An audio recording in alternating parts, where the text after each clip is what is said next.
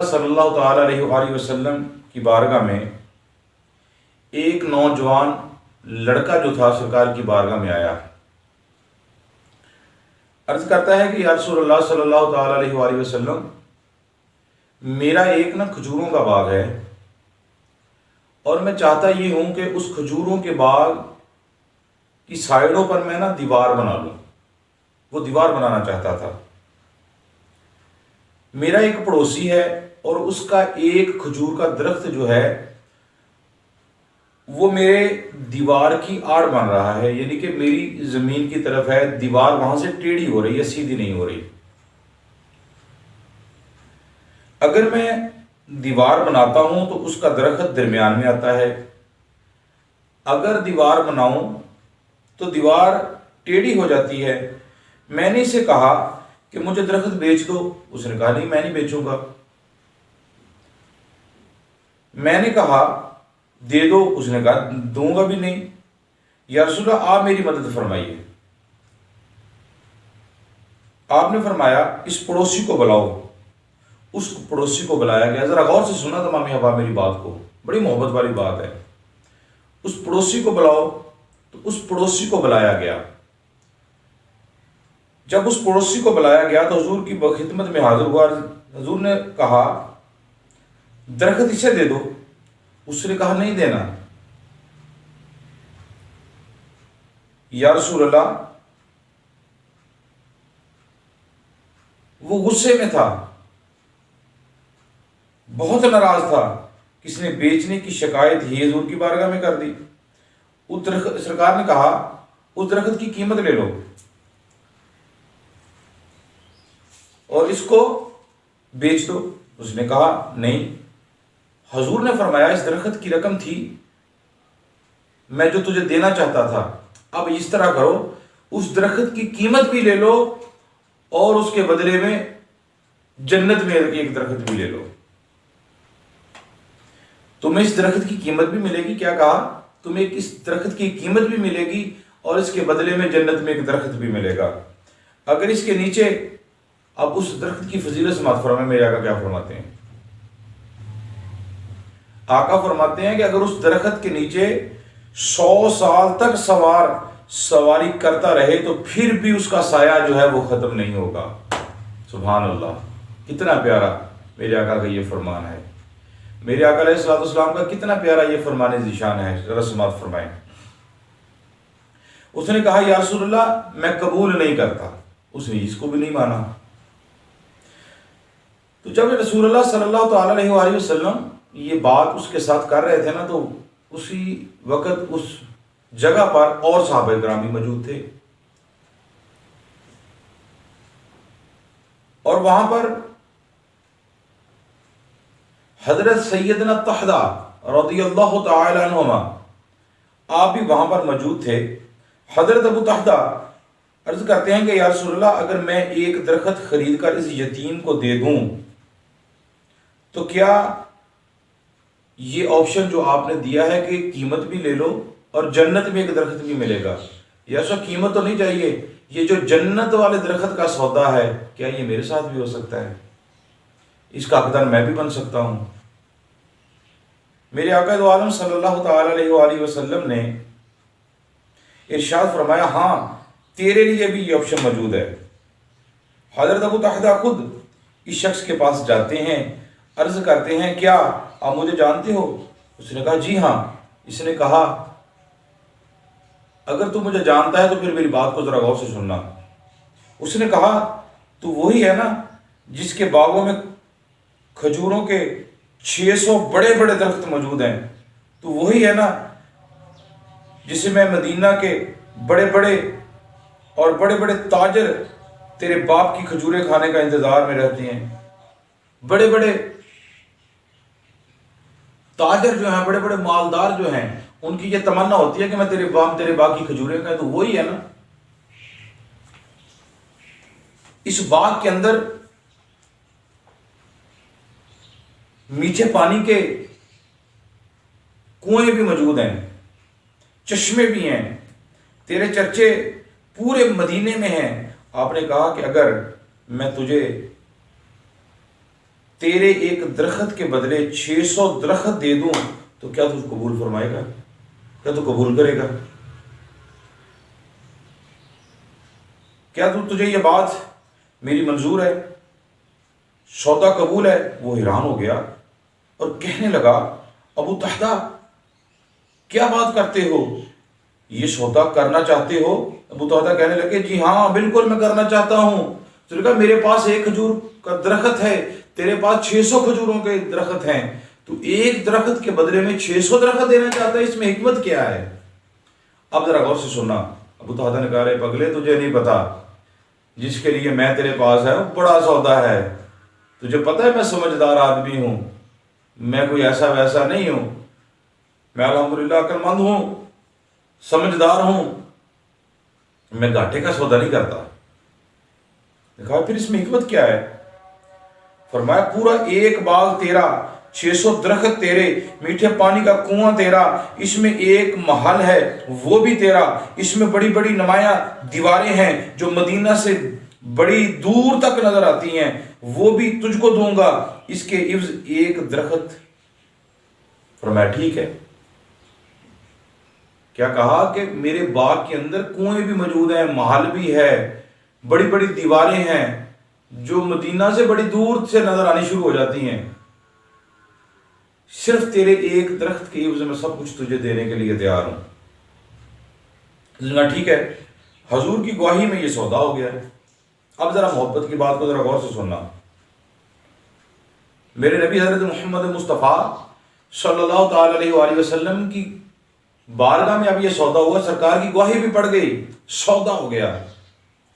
اب ابو طہدہ فوراً وہاں سے جاتے ہیں باغ میں، آپ کی زوجہ باغ میں موجود ہے، گھر میں گئے، اپنے محل میں داخل ہوئے، جا کر زوجہ سے کہا کہ جلدی کرو اس گھر کو خالی کر دو، باہر آؤ، میں نے اس باغ کو بیچ دیا ہے۔ اب یہ ابو طہدہ، زوجہ جو ہے نا ابو طہدہ کی، کہتی ہے یہ بہت بڑا تاجر ہے، اس نے کبھی خسارے کا سودا تو نہیں کیا، کوئی اس میں حکمت ہوگی، کوئی اس میں ضرور اچھائی ہوگی، سودا نہیں کیا۔ ام طہدہ کہتی ہے کس سے سودا کیا؟ کہا جنت کے ایک درخت کے بدلے میں سودا کیا ہے۔ آئے ہائے ہائے، کیا کہا کہ جنت کے ایک درخت کے بدلے میں یہ دنیا کے درخت دے دیے ہیں میں نے۔ اللہ اکبر، ایک درخت کے بدلے میں اس کو بیچا ہے۔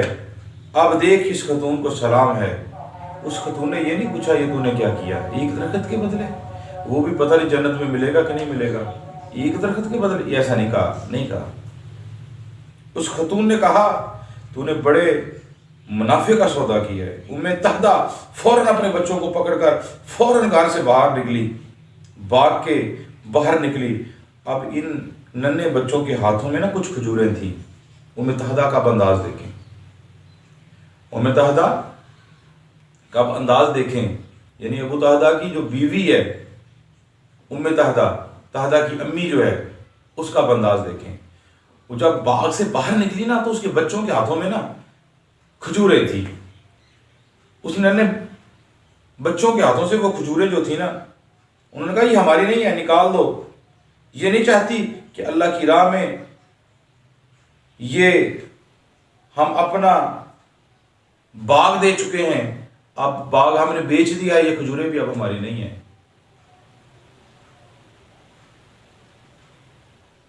اور مال میں سے کچھ لے لو کہ کہیں اس کے بدلے جنت کے درخت کا خسارہ نہ ہو جائے۔ اس نے کہا کہ میرے پاس اور مال ہے بیٹا، اب یہ کھجوریں جو تھی نا وہ تم پھینک دو، باغ میں پھینک دو، اور اس کے بدلے میں اور مال میں سے کوئی چیز لے لو۔ تو پھر اس کے بعد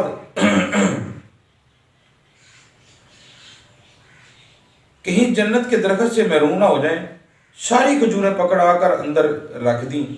ایک چھوٹے بچے کے منہ کے اندر کھجور ہے، وہ کھجور بھی ام طہدہ نے نکال دی۔ اللہ اکبر، آپ انداز دیکھیں آج ہم کیا کرتے ہیں، ہم لوگوں کا حق ناک کھا رہے ہیں، یتیموں کا مال کھا جاتے ہیں، جھوٹ بول کے روزی بیچ جاتے ہیں۔ جیسے آج کل دنیا میں ہوتا ہے نا، کوئی فروخت کرنے والا جی بڑی اچھی ہے جی، بڑی ایسی ہے جی، یہ ہے وہ ہے، تعریفیں کرتا ہے، لیکن جب گاہک لے جاتا ہے گھر میں جاتا ہے تو اندر سے سڑی ہوئی نکلتی ہے۔ دیکھیں انداز، انہوں نے کھجوروں کا باغ بیچا، بچے کے ہاتھوں میں کھجوریں تھی وہ بھی پھینک دیں، یہاں تک ایک بچے کے منہ کے اندر کھجور تھی، وہ کھا رہا تھا، اس نے منہ سے بھی نکال دی۔ آپ انداز دیکھیں، یہ ہمارا دین ہے، ہمارے آقا کے ساتھ یہ محبت ہے، ہمیں بھی ایسی محبت کرنی چاہیے، ایسا عمل کرنا چاہیے۔ آگے سنیے، اور کہا کہ اس پر ہمارا کوئی حق نہیں، کہا یہ اللہ کا مال ہے، ہم نے اس کو اللہ کی راہ میں دے دیا ہے۔ یہاں پر علماء کے دو قول ہیں، کہتے ہیں کہ ایک ابو طہدہ کے پاس اس کے علاوہ اور باغ بھی نہیں تھا، اور دولت بھی نہیں تھی، مال بھی نہیں تھا۔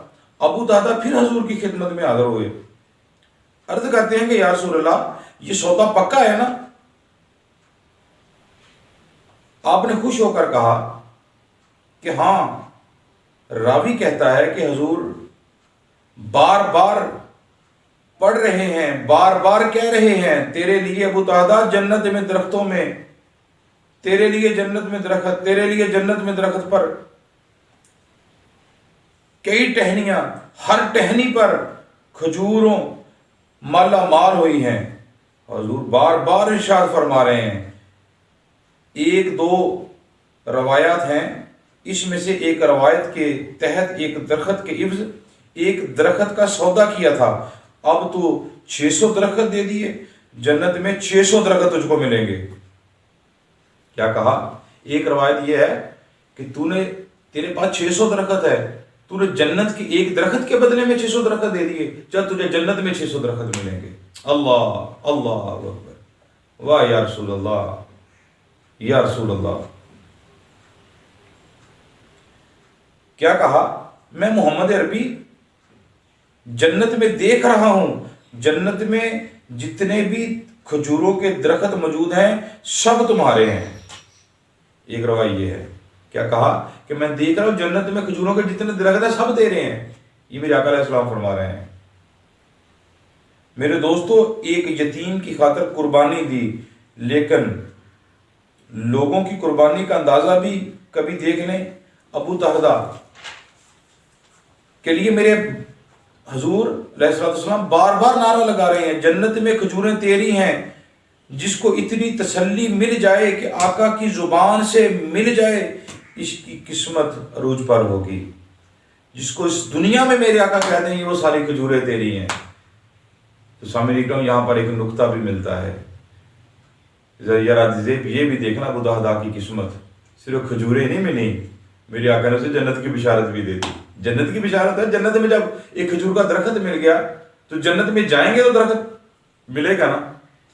یعنی جیسے پنجابی کی مثال ہے نا، کوئی بزرگ دعا دیتا ہے کسی کو، جا اللہ تبارک و تعالیٰ تجھ پر یہ کرم کرے کہ تو اپنے پوتوں کا منہ چومے، اللہ پر کرم کرے کہ تو اپنے پوتوں کا منہ چومے۔ یعنی کیا ہوا؟ ابھی اس کی شادی نہیں ہوئی، اس بزرگ نے اسے یہ کہہ دیا کہ تیری شادی ہوگی، پھر اللہ تعالیٰ تجھے بیٹا دے گا، پھر تیرے بیٹے کی بھی شادی ہوگی، اس کے اللہ تعالیٰ جو بیٹا دے گا وہ تیرا پوتا ہوگا۔ یعنی اتنی بڑی دعا دے دی کہ ہم کہتے ہیں بس دو ہی لفظ ہیں، جا تو اپنے پوتوں کا منہ چومے۔ آئے ہائے ہائے، بڑی بات ہے۔ یقین کریں میرے آقا علیہ السلام فرماتے ہیں کہ میں نے تجھے جنت کے ایک درخت کے بدلے، ایک درخت نہیں اب، بلکہ میں تجھے جنت کے ایک درخت کے بدلے جنت بھی دے رہا ہوں۔ جنت میں جائیں گے تو درخت ملے گا نا۔ آقا نے جنت کے درختوں کا جب وعدہ کر لیا تو جنت کی گواہی بھی مل گئی۔ واہ ابو طہدہ تیری قسمت۔ لیکن پھر یہ وہی ابو طہدہ ہے، غزوہ احد میں جب دشمنوں نے میرے آقا علیہ السلام پر حملہ کیا، ابو طہدہ اپنے سینے پر تیر کو برداشت کر رہے ہیں اور میرے آقا کے قدموں میں شہید ہو جاتے ہیں۔ غزوہ کے بعد میرے آقا نے فرمایا مجھے تیرا ابو طہدہ دکھاؤ۔ ابو طہدہ کو دیکھ کر مسکرا کر کہتے، یہ دیکھو ابو طہدہ جنت میں کھجوریں ہی کھجوریں ہیں۔ میرے آقا خوش ہو کر اس کی حوصلہ افزائی فرما رہے ہیں۔ میں کہتا ہوں کتنا خوش بخت ہے جس نے کھجوریں حضور کی ذات کو دے دیں، حضور کی جان کی خاطر اپنی جان دے دی، حضور کو کی زلفوں کو دیکھا اور اسے اس طرح محبت ہوگی رسول اللہ صلی اللہ علیہ وسلم کے ساتھ کہ اس نے یہ دنیا کا مال، اپنی جائیداد کو نبی کے نام پر قربان کر دیا۔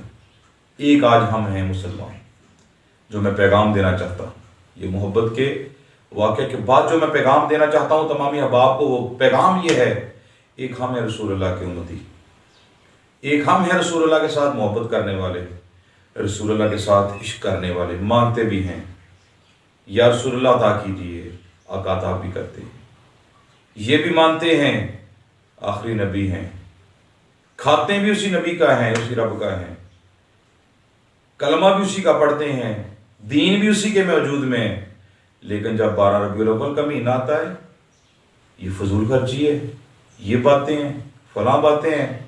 میرے بھائیوں، میرے دوستوں، ایسا نہیں ہونا چاہیے، نہیں ہونا چاہیے۔ رسول اللہ کے ساتھ ایسی محبت ہو جائے، ایسا عشق ہو جائے آقا کے ساتھ کہ جب ہم بازار سے چلیں، اکثر یہ کہا کرتا ہوں، جب ہم بازار میں چلیں نا تو کسی کو بتانا نہ پڑے میرا نام کیا ہے، میں کون ہوں، کہاں کے رہنے والا ہوں، بلکہ تمہارا کردار ایسا ہو، تمہارا چلن ایسا ہو، تمہارا دیکھنا، تمہارا بولنا ایسا ہو کہ تمہاری آواز سن کر، تمہاری صورت دیکھ کر، تمہیں چلتا ہوا دیکھ کر لوگ کہہ دیں کہ رسول اللہ کو امتی جا رہا ہے، یہ دیوانہ حضور کا جا رہا ہے، یہ نبی پاک صلی اللہ علیہ وسلم کے ساتھ